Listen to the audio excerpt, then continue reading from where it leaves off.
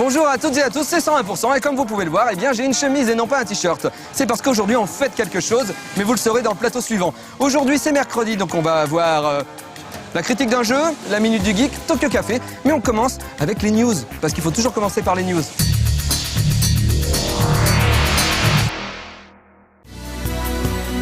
Après une conférence Microsoft rythmée et pleine de surprises, ce fut au tour de Nintendo de faire sa grande messe médiatique face à un parterre de journalistes plus ou moins gamers. Et oui, s'il y a quelques années encore les confs Nintendo étaient à même de provoquer des crises d'hystérie et des tonnerres d'applaudissements, il semblerait que les temps aient changé. Les mauvais esprits diront que Nintendo a le public qu'il mérite, mais l'éditeur japonais a clairement tenu compte du retour très négatif obtenu à l'issue de la conférence 2008. Pour sa conférence 2009, Nintendo a tenu à sortir d'entrée de jeu l'artillerie lourde avec l'annonce d'un tout nouveau Super Mario sur la Wii. Pas vraiment attendu, même si des rumeurs couraient sur l'éventuel retour du plombier, cette nouvelle aventure se jouera à 4 simultanément. Le but avoué est de réunir les joueurs et les non-joueurs sur le même jeu et de reproduire ainsi le succès hallucinant d'un Mario Kart Wii. Ce nouveau jeu, intitulé New Super Mario Bros. Wii, s'inspire clairement du titre DS, à savoir un jeu tout en 3D, se déroulant sur un plan 2D. La maniabilité met à profit la Wiimote en configuration pad NES, et la jouabilité à 4 fait tout de suite penser à Super Smash Bros. Brawl, notamment au niveau de Mario avec leur scrolling. Bien que le jeu soit en coop, l'esprit de compétition sera bien présent, puisque sera déclaré vainqueur celui qui a obtenu le plus de pièces à la fin d'un niveau. Les fondamentaux de Mario seront bien sûr de la partie, pièces, champignons, power-up, le tout à 4 joueurs. Un joyeux foutoir qui devrait arriver pour les fêtes de fin d'année.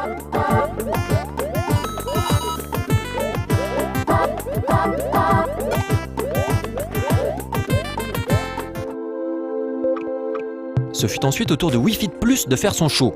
Le succès énorme de ce jeu de coaching associé au fameux Wii Balance Board a bien entendu conduit Nintendo à développer une suite.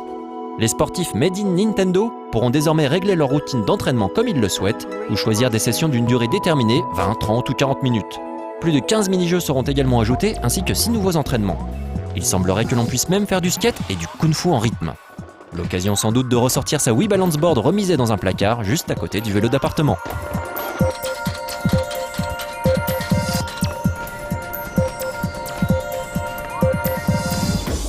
Déjà annoncé depuis quelques temps et prévu le 24 juillet prochain, Wii Sports Resort nous a également été dévoilé un peu plus.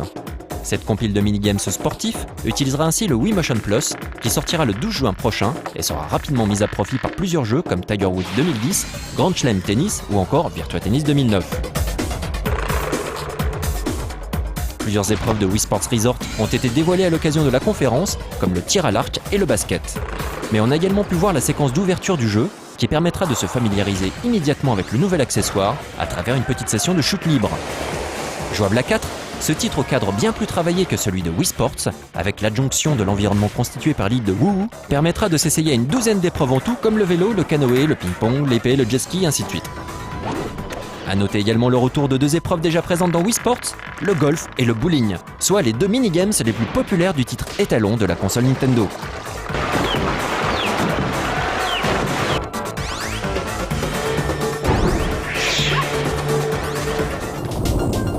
Mario était la star incontestée de la conférence. Et pour cause, après New Super Mario Bros. Wii, c'était au tour de Mario et Luigi, Bowser Inside Story d'être annoncé. Ok, ce n'est pas vraiment une surprise. En effet, le jeu étant déjà disponible au Japon sous le nom Mario et Luigi RPG 3, il était logique qu'il arrive en Occident. Prévu pour cet automne, le titre reprend le principe des Mario et Luigi, ayant déjà sévi sur GBA et DS. Il se présente donc sous la forme d'un action RPG loufoque, se déroulant dans le royaume champignon, ou plutôt, le corps de Bowser. Et oui, Mario et Bowser n'auront jamais été aussi proches l'un de l'autre.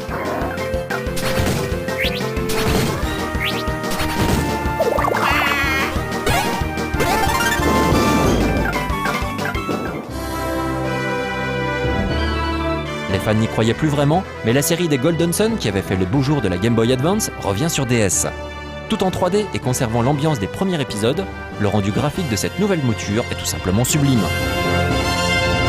Voilà enfin une vraie main tendue de la part de Nintendo à son public gamer, et la confirmation que la DS est bel et bien la machine à posséder pour tout amateur de RPG, ce que l'éditeur ne s'est pas gêné de rappeler, soulignant ainsi la difficulté des consoles next-gen à accueillir des titres dignes de leur capacité.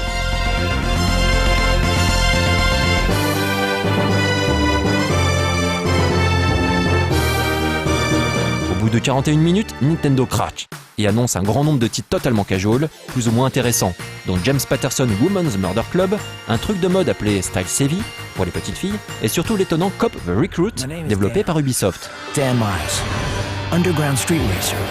D'ailleurs, ce titre n'est pas vraiment un jeu casual, puisqu'il semble se placer comme un sérieux concurrent à GTA Chinatown Wars. Ce jeu tout en 3D, visuellement très impressionnant, permettra en fin d'année d'incarner un flic new-yorkais dans une ville open world a priori pleine de vie. My first undercover mission? Take down a terrorist leader bent on wiping out New York City. No kidding. Troisième titre estampillé Mario à être annoncé à l'occasion de cette conférence 2009, Mario vs Donkey Kong Minis March Again, sera disponible sur la plateforme de téléchargement Decyware. Dans ce puzzle game, le joueur devra aider Mario à défaire les plans machiavéliques du primate cravaté. Pour ce faire, il devra diriger des automates de Mario, appelés ici des minis. Ce titre proposera également un éditeur de niveau pour les plus créatifs et permettra d'échanger ses créations entre joueurs. Deux autres annonces plutôt surprenantes ont été faites. L'une annonçait la possibilité d'uploader les photos réalisées avec cette DSi directement dans Facebook. L'énorme succès de cette plateforme communautaire lui vaut ainsi plein de nouveaux amis, dont Microsoft et Nintendo. Mais cette conférence fut également l'occasion pour Nintendo de présenter un nouvel accessoire, le Wii Vitality Sensor, qui se place au bout du doigt comme un dé à coudre et permettrait d'être à l'écoute de son corps, voire de son âme. Nintendo est décidément trop fort, même si là on ne voit pas très bien à quoi ce truc pourrait servir, sinon à prendre le pouls du joueur pour amplifier encore l'expérience horrifique d'un prochain Resident Evil, par exemple. Mais l'une des énormes surprises de cette conférence était bel et bien l'annonce d'un second volet de Super Mario Galaxy.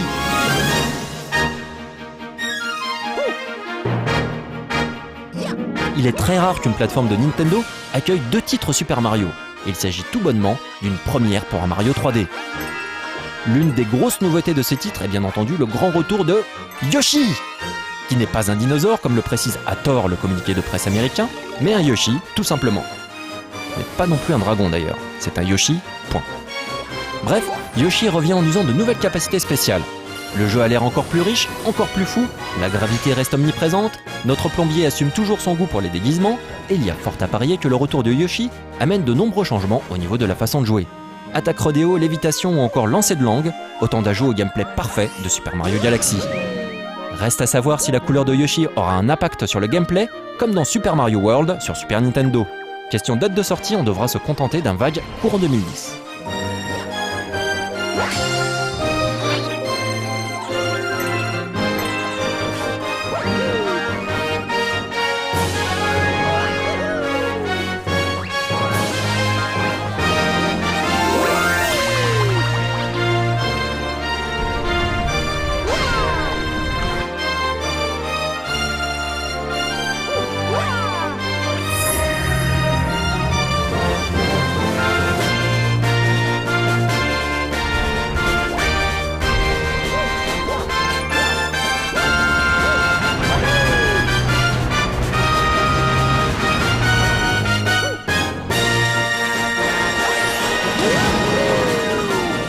Et après un petit rappel des grosses productions exclusives à la Wii développées par de nombreux éditeurs tiers, comme le magnifique The Conduit de Sega, Resident Evil Dark Side Chronicles ou encore Dead Space Extraction, eh bien Nintendo a tenu à conclure en beauté.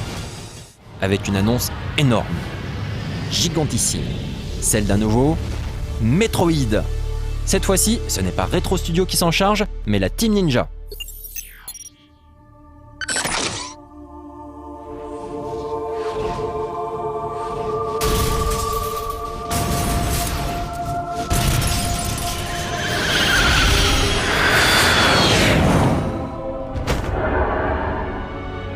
Ce nouveau Metroid, qui devrait sortir en 2010, ne s'inscrit pas dans la continuité de la série des Metroid Prime, pour proposer une nouvelle approche à la fois en termes de gameplay, de design et de scénario.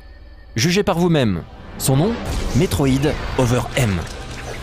Et rendez-vous demain dans les news 100% pour la conférence Sony.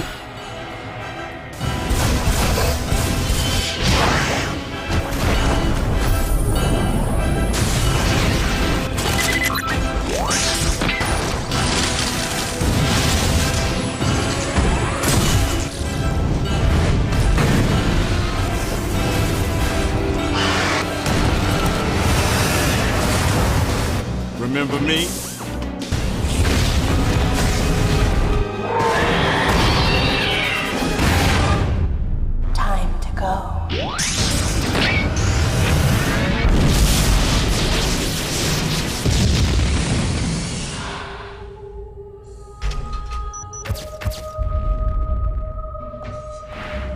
I'm Samus Aran.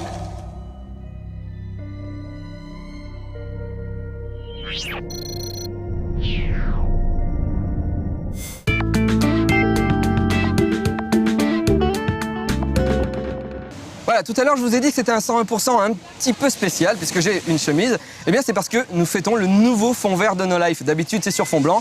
Et bien là on a un nouveau fond vert qui est, mais c'est de la haute technologie. Mais plutôt que d'en parler pendant des heures, on va vous montrer comment il est trop balèze notre fond vert. Attention, incrustation. Vous voyez ça un peu? C'est la nouvelle technologie, c'est du fond vert 3 points carrés. Je sais pas ce que c'est, moi je connais pas les trucs technologiques. On m'a dit que c'est du 3 points carrés, donc c'est vachement bien. Très bien, oui. Et on entend même des gens qui parlent sur les tours, c'est vachement bien fait. Donc tout de suite c'est la critique du jeu Fuel. Je sais pas ce que c'est, mais à mon avis ça parle de voiture. Enfin j'espère. Ou d'avion. Enfin un truc avec du fuel quoi. Ma mère boit du fuel.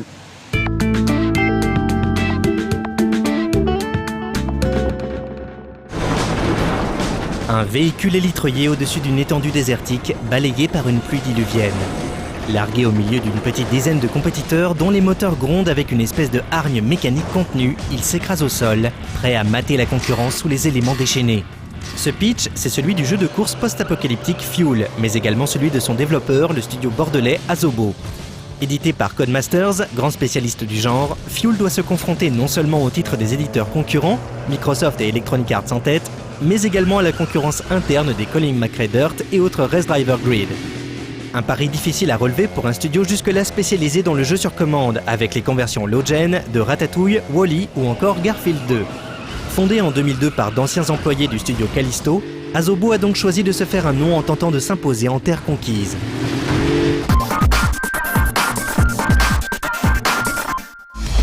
Le jeu se déroule aux États-Unis après l'apocalypse. Suite au réchauffement climatique, le pays a été ravagé par des raz-de-marée, des orages, des tornades, des incendies gigantesques. Les populations ont fui en masse en abandonnant tout sur place. Des pilotes New Age, casse-cou, décident alors de s'emparer de ces terres dévastées par les éléments pour les transformer en un terrain de jeu dangereux dédié aux courses. Le prix à gagner, du fuel. Du fuel pour s'enfoncer encore plus loin dans les terres maudites, pour la victoire, pour la gloire.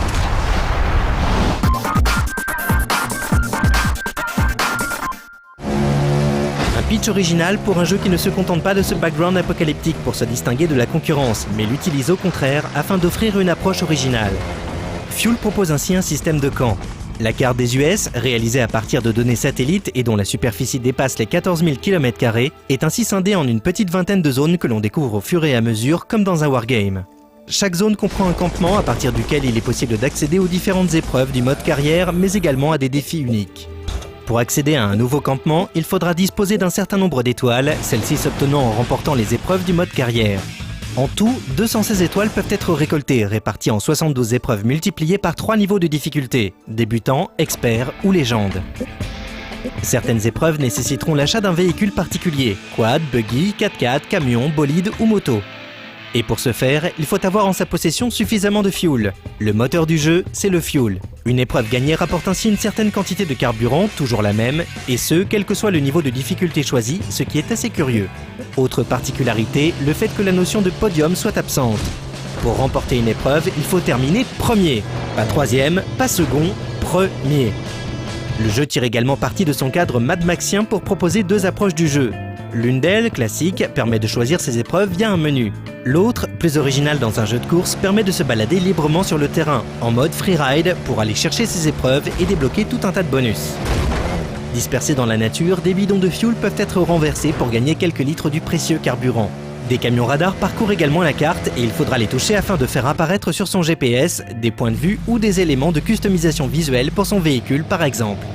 Un GPS peut en effet être activé à tout moment, histoire de visualiser les chemins praticables ainsi que les différentes épreuves ou spots interactifs.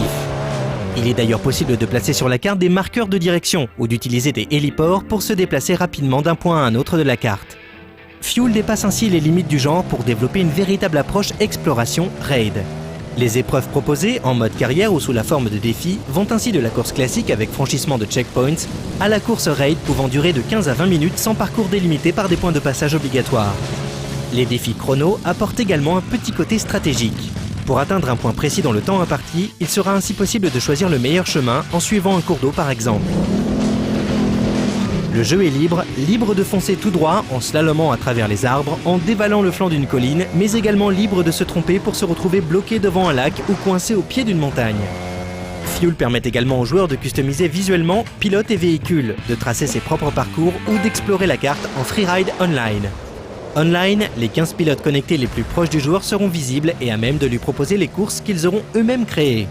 Et des courses multijoueurs pourront bien entendu être lancées avec un maximum de 16 participants.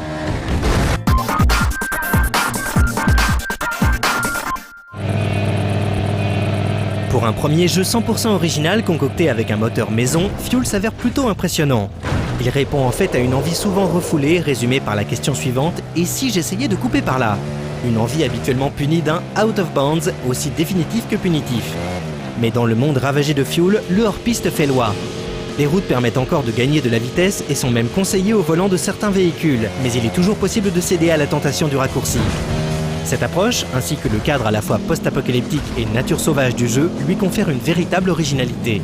Mais première production originale oblige, les défauts sont également nombreux. Si Fuel est très beau en 720p, il ne tourne pas en 60 images secondes et souffre par conséquent d'un manque de fluidité. Les temps de chargement, absents en mode freeride, sont en revanche omniprésents entre les courses. Relancer une épreuve peut ainsi prendre 10 grosses secondes. L'exploration, très importante dans le jeu, est compliquée par une minimap mal pensée. Trop petite, trop imprécise, peu lisible et guère dynamique. Si les véhicules sont indestructibles, de grosses collisions provoquent parfois un mini-reboot peu compréhensible, car trop aléatoire. Le studio aurait sans doute dû travailler davantage le système de collision, et plus précisément le feedback envoyé au joueur en cas de choc, afin que ce dernier puisse apprécier, évaluer, bref, comprendre son erreur. Les bugs d'affichage nombreux laissent également aux joueurs l'impression que le jeu manque de finition, ce qui est globalement le cas. Fuel n'est pas un échec, loin de là, mais il se confronte à une concurrence aguerrie. La ville de Burnout Paradise, certes minuscule en comparaison du terrain de jeu de Fuel, tourne en 60 images secondes et les sensations offertes par ces véhicules s'avèrent plus agréables. On regrettera ainsi que le moteur physique de Fuel privilégie autant les dérapages et le pilotage savonnette. Et puis un turbo aurait été appréciable, comme la possibilité de réaliser soi-même des figures qui se déclenchent ici automatiquement. Le petit côté Mad Max du jeu aurait pu être renforcé par la possibilité de donner des coups de coude en moto, road rash style, ou des coups de volant destructeurs. Mais malgré tous ses défauts, ses regrets, Fuel reste sympathique. Riche, original, plutôt joli, incroyablement vaste, il offre des moments rares et des sensations nouvelles, ce qui est une immense qualité en soi. À essayer avant d'être acheté, d'autant que Colin McRae Dirt 2 arrive en septembre.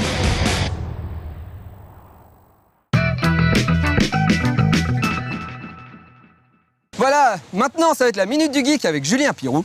Mais juste avant, je vais vous montrer les possibilités de notre fond vert, parce que ce n'est pas qu'un fond vert. Non, nous avons une caméra qui était livrée avec ce fond vert, qui est une caméra TriCCD à double duotron, hein, comme dans Star Trek, mais ça existe pour de vrai. Et cette caméra nous permet d'aller dans le fond vert. Alors vous vous dites comment ça, aller dans le fond vert? Ben regardez bien, je recule. Tout à l'heure, il y avait le fond vert qui était ici, regardez, regardez. Voilà, ça donne une impression de 3D, et donc je peux reculer, reculer, reculer, et aller dans le fond vert. Par exemple, Michel Star Trek a fait sa série comme ça. Michel Star Trek, c'est l'inventeur de Star Wars, bien sûr. Voilà, je peux aller très loin, jusqu'à cette dame. Voilà, mais je vais m'arrêter avant parce que sinon je vais avoir un procès.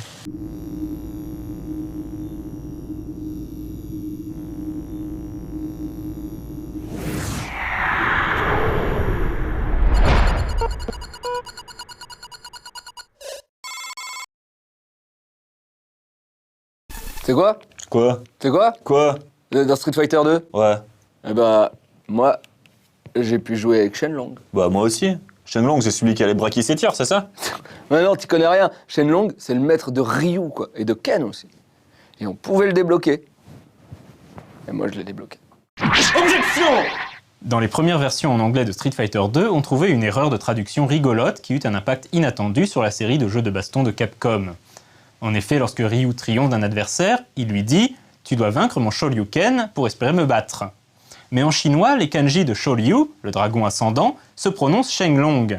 Dans la première version de Street Fighter 2, on avait donc Ryu qui disait en anglais « Tu dois vaincre Shenlong pour espérer me battre ». Cela intrigua bien sûr les joueurs, qui pouvaient bien être ce fameux Shenlong. En avril 1992, le magazine Electronic Gaming Monthly y vit l'occasion de faire un bon gros canular.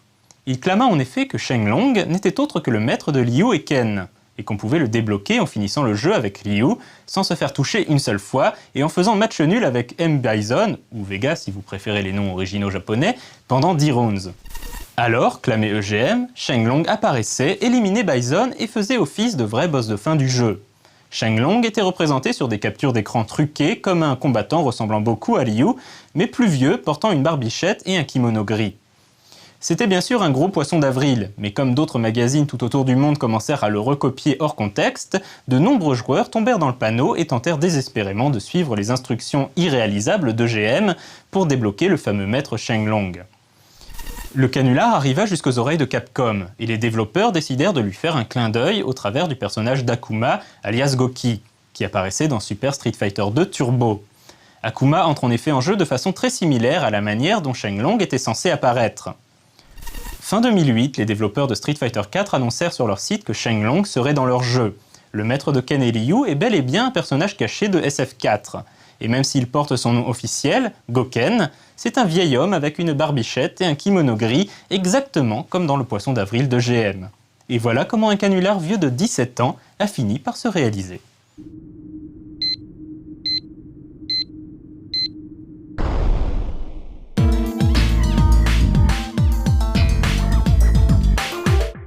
Vous vous dites, mais c'est un trucage. Non, ce n'est pas un trucage. Enfin, ah si. Ah non, si, c'est un trucage, c'est un trucage. D'ailleurs, le fond vert truque tellement bien que nous avons, comble du snobisme, messieurs, dames, du sable en fond vert. Regardez.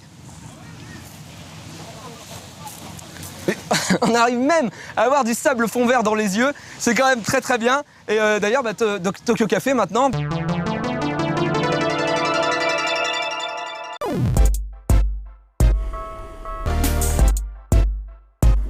いらっしゃいませ。東京カフェへようこそ。Alors, qu'est-ce que ce sera aujourd'hui? Salut tout le monde, c'est Suzuka。前々回はプロジェクトゼロのクリエイター柴田誠さんの部屋にやってくる女性の怖いお話。そして前回は富山圭一郎さん、サイレント火のディレクターだったあのゲームクリエイターが語る線路で起きた怖い事件のお話でした。さて今週は真打ち登場です。さあ早速聞いてみましょう。では次、顔は天女心は鬼直子佐藤大三也。はい、私は富山ディレクターと違って本当にあった話をします私の両親は日本で東北と呼ばれる北の方の地方で生まれ育ったんですけど、そちらの方では人が死ぬとイタコと呼ばれる目の見えない女性を呼んで死んだ人の霊をこう体に乗せて生きている人に向かって最後の言葉を喋らせるという儀式をやります。で、私の母親方の方の祖母が死んだ時にやはりそのイタコと呼ばれる人を呼んだんですけど、やはり私たち全員がそのイタコと呼ばれる人の力を信じているわけではなくて、みんなどこかでこれは儀式であって本当ではない、こう生きてる人間が納得するためだけにやっている儀式だと思い込んでたんですよ。で、いつものようにもうみんな慣れたようにその儀式のセッティングをして、サニワって呼ばれるその親戚の中で一人だけそのイタコと私たち生きてる側の間に仲介に立つ人を立てて儀式を一通り行い、つつがなく、これは日本語で何も問題なくという意味なんですけど、死んだ人から生きている人に向かってのいろんな言葉をもらって、そのお葬式のセレモニーは終わりました。で、最後にそのイタコと呼ばれるおばあさんを送り返す時に、最後にサニワ役のうちのおばがぽつりと急にそのイタコに言われたことがあったんですね。ここの仏さんは自殺だね。これは田舎では決して人が自殺だとかそういうことはもう話さないことになってるんですね。やはり世間体っていう日本人はみんなタブーを嫌うので、自殺だっていうことは決して家族以外の人には話してなかったんですよ。なのにそのイタコは、今日の仏さんは首からタンスにずっと長い紐が伸びていたよって。それは着物を着るときにつける腰紐と呼ばれるんですけど、祖母はその腰紐で首をつって死んでいたんです。終わりです。そこさすが心の鬼直子佐藤さあ今いや本当にあった話ですよね。ご自分のね体験なさった怖いです。点数つけるの？つけたくないな。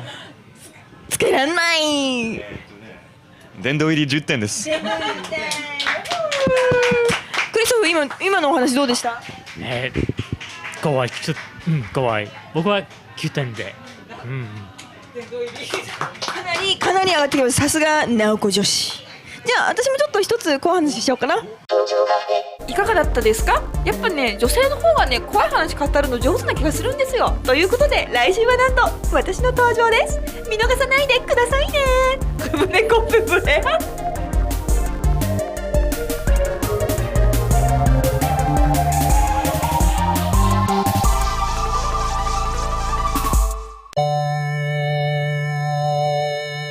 Voilà, ce 101% spécial fond vert est terminé. Et je sais pas si vous vous rappelez, mais j'avais fait un 101% où on pouvait jouer avec moi avec la télécommande de la télévision, où je m'étais foutu de votre gueule. Il y avait plein de gens qui avaient appuyé sur OK. Et ben là, c'est pareil, oui, ouais, je me moque de vous. Ouais. Mais vous êtes tellement cons et crédules aussi. Mais je vous aime. Allez sur mon blog et cliquez sur les pubs. Des bisous.